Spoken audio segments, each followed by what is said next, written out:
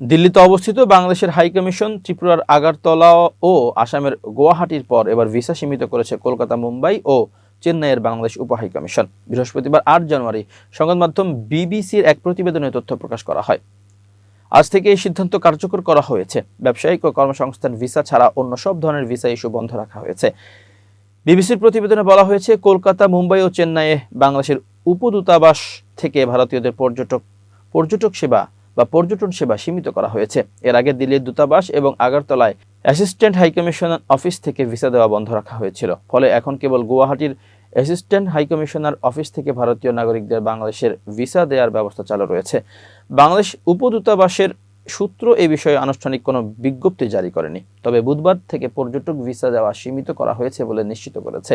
কর্মকর্তারা জানিয়েছেন, এখন পর্যটক ভিসা দেওয়া সীমিত করা হলেও বাণিজ্যিক ভিসা সহ অন্যান্য ভিসা চালু রয়েছে।